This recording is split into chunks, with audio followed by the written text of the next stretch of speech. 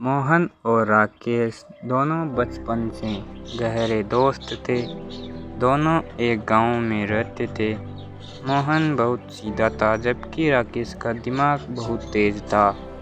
एक दिन मोहन ने राकेश से कहा, राकेश, हम दोनों पढ़ लिख नहीं पाए, ये तो क्या हम हमेशा गरीब ही रहेंगे? तो राकेश कहता है, तू चिंता मत कर, मैं तुझे कभी गरीब नहीं रहने दूंगा। बस तू मैं जैसा कहूँ वैसा ही करता रह। इस बात को भूल जा कि हम पढ़े लिखे नहीं हैं। पैसा पढ़ाई लिखाई से नहीं कमाया जाता, पैसा दिमाग से कमाया जाता है। इस तरह बात करते करते दोनों घर पहुंच जाते हैं। मोहन जब अपने घर में गया तो उसके पिता रामलाल ने कहा, मोहन, तू इस राकेश के साथ घूमता फिरता रहता है। यह न तो खुद कोई काम करता है न तुझे करने देता है। बेटा, ऐसे कैसे चलेगा? मेरी बात मान, कल मेरे साथ खेत पर चल, दोनों मेहनत करेंगे। यह सुनकर मोहन ने कहा, पिताजी, आप मुझे 1 साल का समय दीजिए। मैं मोहन के साथ मिलकर कोई काम करना चाहता हूँ। यदि मैं सफल नहीं हो पाया तो आज से एक साल बाद मैं आपके साथ खेत में काम करने चलूँगा। रामलाल, देखो मोहन की माँ, इस लड़के का दिमाग खराब हो गया है। भला खेती के अलावा और क्या काम कर सकता है? इसे तो किसी बात की समझ ही नहीं है। मोहन की माँ, सुनो जी, अगर ये कुछ करना चाहता है तो हमें इसे एक मौका देना चाहिए। फिर रामलाल बोलता है, ठीक है, मैं एक मौका दे दूंगा, लेकिन इसे 1 रुपया भी नहीं दूंगा। जो करना है वह अपने दम पर करे। मोहन, नहीं पिताजी, मुझे आपसे पैसे नहीं चाहिए। अगले दिन मोहन ने सारी बात राकेश को बता दी। फिर राकेश बोलता है, दोस्त, तू चिंता मत कर, 1 साल तो बहुत बड़ी बात है। अगले 2-3 महीनों में हम दोनों का व्यापार होगा। मोहन, पता नहीं तू क्या प्लान कर रहा है, लेकिन मैंने अपने पिताजी से बहुत डर लगता है और उन्होंने पैसे देने के लिए मना कर दिया।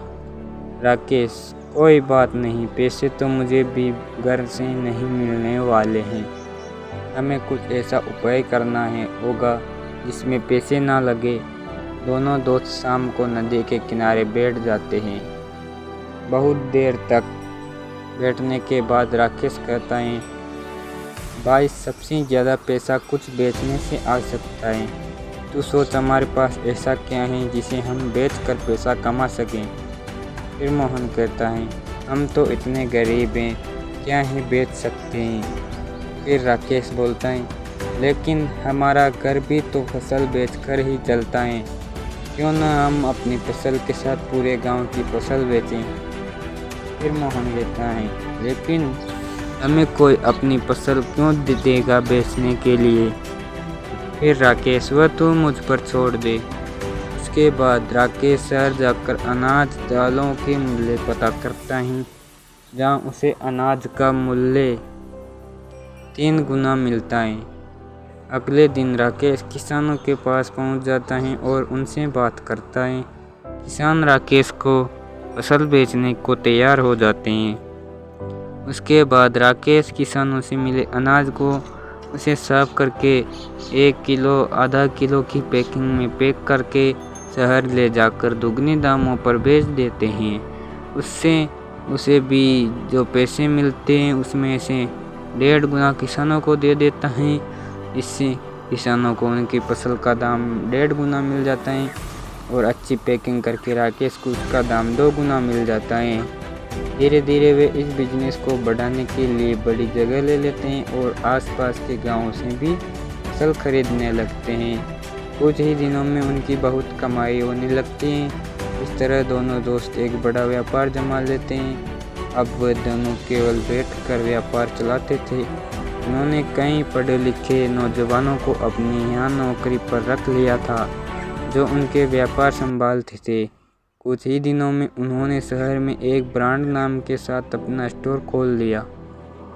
इस तरह बिना पढ़े लिखे केवल दिमाग लगाकर दोनों दोस्त एक व्यापार शुरू कर लिया था। बस हमारे अंदर कुछ करने का जुनून होना चाहिए, रास्ता अपने आप निकल जाता है।